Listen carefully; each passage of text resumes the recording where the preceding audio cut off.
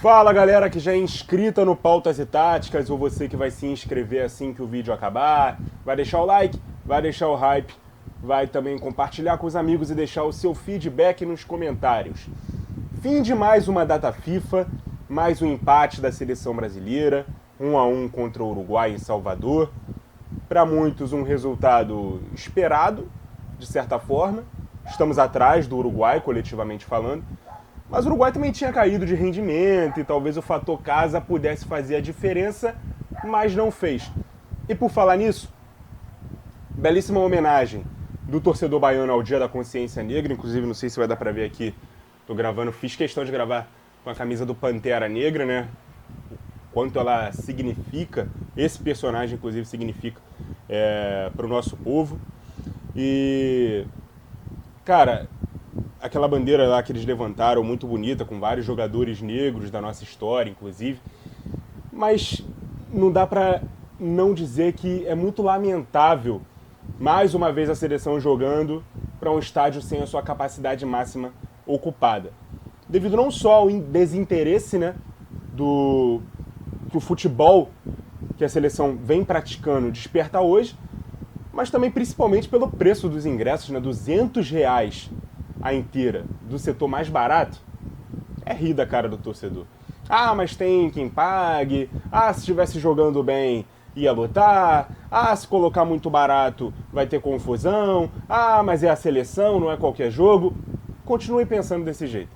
Até que vai chegar o dia que a gente vai ter um público de primeira rodada de campeonato estadual em jogo da seleção. Principalmente com essa bolinha que a amarelinha tem jogado. Vamos falar do jogo.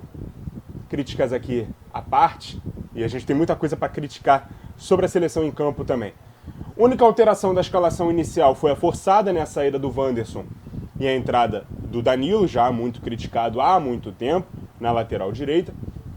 E a manutenção daquele sistema tático, segurando o lateral na saída de 3, dando liberdade para o Abner na esquerda, aquela variação para o 3-1-4-2, o Vini saindo da ponta, indo jogar ao lado do Igor Jesus, o Gerson saindo de trás, deixando o Bruno mais à frente do trio da saída de bola, e encostando ali no Rafinha um pouco mais à direita.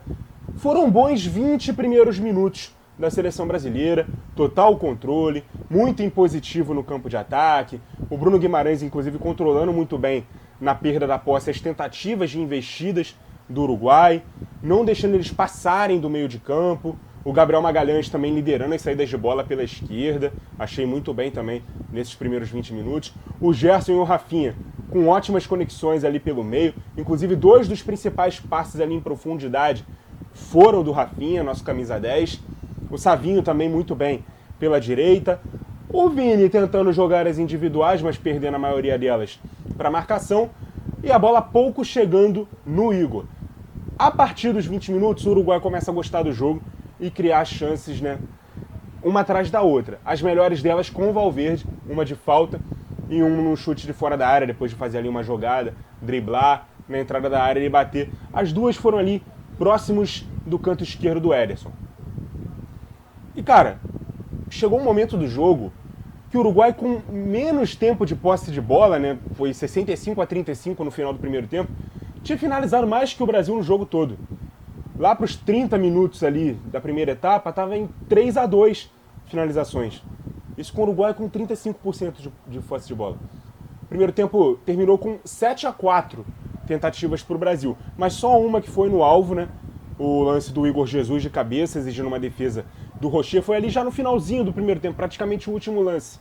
No mais, que o Brasil construiu assim de jogada perigosa, um chute rasteiro cruzado do Rafinha, que foi longe do gol, e numa daquelas bolas enfiadas dele, né, que eu falei, acionando o Vini, ele saiu na frente ali do Rocher, mas se desequilibrou, caiu, não chegou a ameaçar a meta ali do goleiro nesse lance efetivamente, e o Uruguai também não chegou a finalizar no gol. Mas só de ter equilibrado o jogo, mesmo tendo menos posse, dificultando ali o volume de finalizações do Brasil, já se mostrava um time mais equilibrado e satisfeito com o empate dentro de sua proposta e o contexto de jogar fora de casa, beleza? E aí o Brasil voltou mal do intervalo. Mas antes de falar da má partida que o Brasil fez no intervalo, cara, o Uruguai fez uma alteração que, meus amigos, inacreditável. Saiu o Darwin Núñez e entrou o Rodrigo Aguirre. Para quem não sabe ou não lembra, o Rodrigo Aguirre, em 2018, jogou no Botafogo. Ele era reserva do Chiesa no Botafogo. E ele está sendo convocado pela primeira vez para a seleção agora, nessa data FIFA de novembro. 30 anos de idade, jogador do América do México. Quando ele entrou, eu falei, não é possível que é o Aguirre mesmo que jogou no Botafogo, está jogando na seleção do Uruguai. Mas tudo bem. E era uma jogada, inclusive, com participação dele, que aos 10 minutos da etapa final, o Uruguai abriu o placar com o Valverde, né, bola cantada no primeiro tempo. As melhores chances do Uruguai foram com o Valverde. A bola ficou rondando ali a entrada da área, não foi afastada, como deveria ter sido. Ele dominou, tirou o Bruno Guimarães da marcação, chutou no canto do goleiro. 1-0 ali para o Uruguai. Aí o Dorival fez as primeiras alterações. Saíram o Igor Jesus e o Abner, entraram o Luiz Henrique e o Martinelli. Em funções, nada mudou. O Luiz Henrique ficou jogando ali ao lado do Vini, né, mais à frente, na variação para o 3-1-4-2.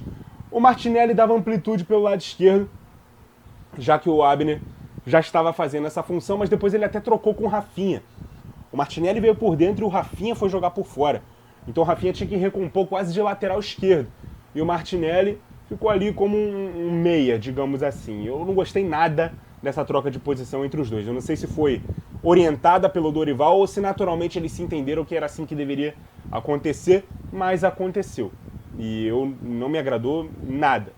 Ainda assim, o Brasil chegou ao empate, né, no golaço do Gerson, estava merecendo, era o melhor em campo, o mais lúcido da seleção brasileira.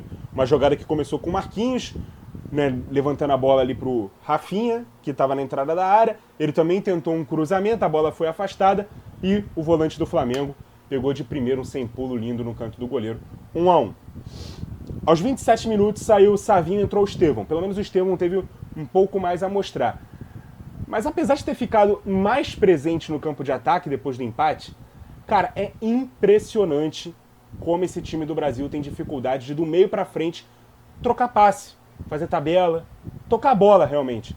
E pra mim não é só por falta de entrosamento, de treino, é falta de característica também. São muitos jogadores que foram formados como pontas, jogando juntos inclusive. Foram orientados desde a base a partir pra cima, a tentar jogadas individuais. Estevão, Rafinha, Martinelli, Vini Júnior, Luiz Henrique, tudo isso jogando ao mesmo tempo, tá? Nesse momento do jogo. Aí já tinha saído o Savinho. Gente, é muito ponta, é muito ponta. Aí vão falar, mas o Rafinha encontrou ali uns passes em profundidade no primeiro tempo. Verdade. Mas no Barcelona, no início da temporada, ele jogou como meia. Verdade. Mas ele tá jogando bem na seleção, é um dos poucos ali que se salva. Tudo isso é verdade. Mas ele não é meia, gente. O instinto dele, quando ele tem a bola, principalmente quando a bola tá nos pés dele, não é procurar se tem companheiro livre para passar, é olhar se tem espaço para poder driblar, para correr com a bola.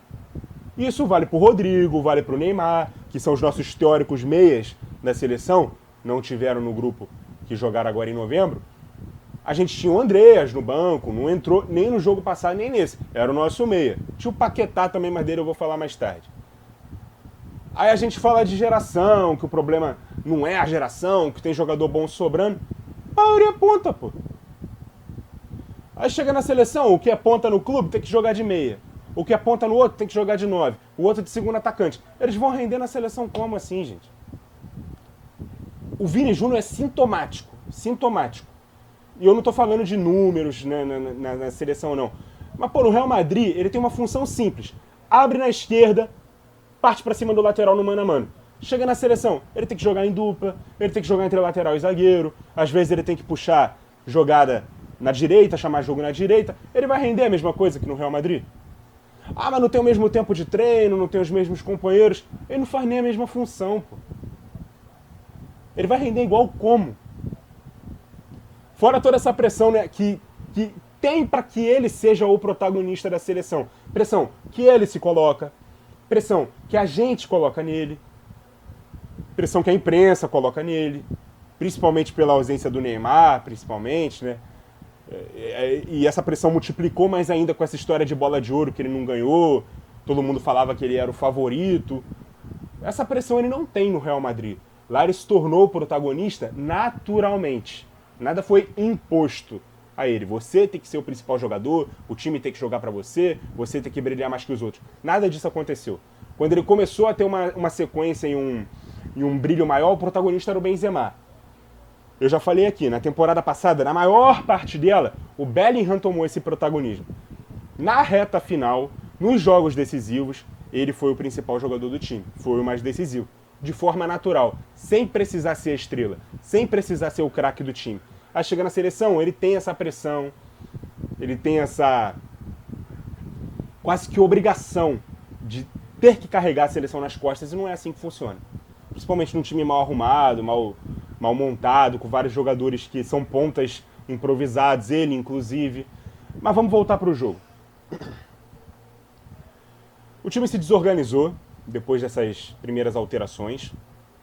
Passou a ceder muitos espaços na defesa. Era assustadora a liberdade que os atacantes uruguaios tinham na entrada da área. Felizmente eles não aproveitaram tanto assim. Não tentaram tanto de fora da área, né, ali na entrada da área, porque tinha espaço. Não conseguiram converter tudo isso em finalização e, consequentemente, não conseguiram marcar mais gols. Mas tinham espaço para isso. Era uma bagunça a defesa do Brasil. Aí entraram o André e o Paquetá nos lugares do Bruno Guimarães e do Gerson, em momentos diferentes, mas muito próximos ali, nos minutos finais, para tentar corrigir esse problema. Mas além de tirar o melhor em campo do Brasil, que era o Gerson, com 2 minutos em campo, o Paquetá ainda tomou cartão amarelo. É o que a gente tem visto o Paquetá fazer. Precipitado na marcação, fazendo muitas faltas, tomando muitos cartões, armando pouco o time, entrando pouco na área, tocando pouco a bola. O que sustenta o Paquetá na seleção brasileira hoje ainda. O que faz com que ele esteja à frente de nomes como o Andreas, que estava na convocação, o Joelinton, que de repente ficou escanteado na seleção brasileira. Eu não vou nem falar o Casemiro, que eu já falei demais, mas não faz a mesma função. Mas também é um outro volante que poderia estar no time. Enfim. E aí no final do jogo o Rafinha ainda foi se meter ali numa confusão com o Jimenez, isso ajudou ali a esfriar, né, desconcentrar o ataque do Brasil. E aí o final do jogo não aconteceu muita coisa não. Ficou nisso, 1-1, 2 pontos em 6 possíveis em novembro. Números do jogo, o Brasil finalizou 18 vezes contra 8 do Uruguai, beleza? Mais uma vez, um resultado ruim, um desempenho que também não aconteceu. Fica cada vez mais difícil achar que o Dorival vai sobreviver no cargo até a Copa do Mundo. O time não evolui, os resultados não aparecem, as individualidades não brilham, as mexidas não são as melhores. O problema é, se ele sair, quem é que vai assumir? Para quem sonhava com o Guardiola, ontem saiu a notícia da renovação dele com o Manchester City até o fim da temporada 25-26. Então, esquece. Para se falar em Guardiola só para o próximo ciclo, depois da próxima Copa do Mundo, que é quando o contrato dele expira, isso se ele não renovar de novo. Outras observações em relação ao time. Com as lesões graves do Militão e do Bremer, está praticamente sepultada a ideia de 3 zagueiros na seleção. Pelo menos enquanto eles não estão disponíveis, né? E é muito difícil achar um outro zagueiro destro em grande fase. Para mim, esse cara não é o Fabrício Bruno, não é o Léo Ortiz, não é o Murilo do Palmeiras. Vamos ter que quebrar a cabeça aí para encontrar esse outro zagueiro destro que poderia formar uma linha de 3. Já a não ser que a gente pense no próprio Danilo, que a gente espera que não apareça mais na próxima data FIFA. Pelo menos é a minha expectativa. Apesar de ter sido muito frustrante também ver o Wanderson no jogo passado emular as mesmas funções do Danilo, de segurar ali de lateral base, um terceiro zagueiro com bola. O Wanderson é um lateral bem mais ofensivo. Se é para ele jogar no lugar do Danilo, que ele entregue o que o Danilo não entrega. E a gente critica o Danilo porque ele não passa no meio de campo. Ontem ele até que estava passando numa necessidade, um Uruguai um pouco mais atrás, um momento de abafa ali da seleção, mas, cara, ele não vai pro fundo, ele produz muito pouco, ele não tem mais aquela vitalidade para jogar como um lateral que faz ultrapassagem. Não tem, não dá, não dá. Então, também não me agrada jogar com 2 zagueiros canhotos, né? E muita gente pode falar, mas tem o Murilo lá do Nottingham Forest, foi convocado, não jogou. Mas ele é canhoto. Se você jogar com 3 zagueiros e um canhoto jogar aqui centralizado, quando ele for fazer a cobertura do zagueiro pelo lado direito, ele vai ter que usar a perna direita. E aí ele vai ficar bastante torto, bastante complicado de você ter 2 canhotos num trio de zaga, beleza? O ideal é que você tenha um destro centralizado, porque o destro naturalmente aprende a jogar com a perna esquerda, o canhoto não. Tem menos canhotos no mundo, então quando você tem zagueiro canhoto, normalmente ele vai jogar pela esquerda. Muito raramente você vai ver canhoto adaptado a jogar pela direita, falando de zagueiros. Então não me agrada muito você ter 2 canhotos, nem em dupla nem em trio de zaga, beleza? Bruno Guimarães, muito bom primeiro tempo, péssimo segundo tempo. O Gerson fez 2 ótimos jogos, na minha opinião. Cada vez mais ele se consolida ali na briga e merecendo a sua vaga de titular. Claro que até março muita coisa vai acontecer, ele pode cair numa má fase, mas pensando na montagem do time e pensando que o Dorival vai continuar até segunda ordem, ele ganha pontos aí com essa data FIFA, tá? Assim como o Gerson, o Rafinha também é intocável nesse 11. Se é de meia, se é de ponta direita, se é de ponta esquerda, ele não pode sair. É o que vem jogando melhor na seleção, beleza? Abner caiu na análise, na minha opinião. Fez uma boa data FIFA ali em outubro, mereceu a sequência agora em novembro, mas eu já não defendo mais a permanência dele para março. A gente tem que começar a observar outros. O mesmo vale pro Igor Jesus, centroavante do Botafogo, que apesar de mal alimentado nos 2 jogos, ele não repetiu o mesmo bom desempenho dos 2 primeiros jogos. Para participar do jogo, ele tinha que sair da área. E para sair da área, a gente não precisa de um cara com as características dele. Ele tem que ficar lá. Não adianta ele ficar abrindo para cruzar para quem vem de trás. Ele tem que ser o que vai receber os cruzamentos. Beleza? E assim, o Dorival não levou o Endrick. E isso não me agradou também, não ter levado o Endrick. Ah, mas o Endrick não tá jogando, é reserva. Cara, se a gente pensa numa seleção brasileira e montagem de um time para a Copa daqui a 2 anos, você acha que quem tá mais certo de que vai jogar a próxima Copa do Mundo? O Igor Jesus ou o Endrick? O Endrick, certo? O talento do Endrick, a qualidade que ele tem, a idade que ele tem.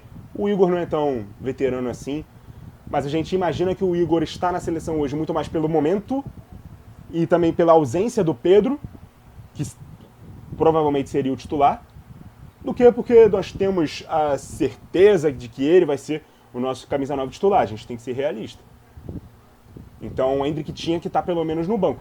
E, gente, não dá para quando tem o Endrick na lista, ele jogar 5 minutos, e quando ele não tá no grupo, a gente jogar meia hora com Vini Júnior e Luiz Henrique como dupla de ataque sem o 9, porque a gente tirou o Igor e não tem outro centroavante no banco. Não dá.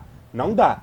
Tem que ter alternativa para essa posição, beleza? A gente vai ter que buscar outro aí. Se vai ser o do momento, se vai ser o Vitor Roque brilhando no Betis, se vai ser o Endrick conseguindo uma sequência no Real Madrid, temos que encontrar alternativa. Não dá para ir para a data FIFA com um 9 só. É ele jogar 50, 60 minutos, colocar um cara que não é 9 na posição dele, beleza? Tem que ter. Enfim, vamos aguardar aí os próximos capítulos da seleção brasileira. Agora só vai voltar a ser assunto ano que vem, quando vai enfrentar Colômbia, Argentina. Precisamos ver quem vai estar não só na lista, mas também no comando desse time. Na verdade, eu não me surpreendo se enquanto você está assistindo esse vídeo, a CBF já tenha decidido por trocar o treinador. Mesmo que não tenha ideia de quem é que vai vir pelo lugar dele, beleza? Muito obrigado a você que acompanhou o vídeo até aqui. Continue ligado no Pautas e Táticas. E até a próxima!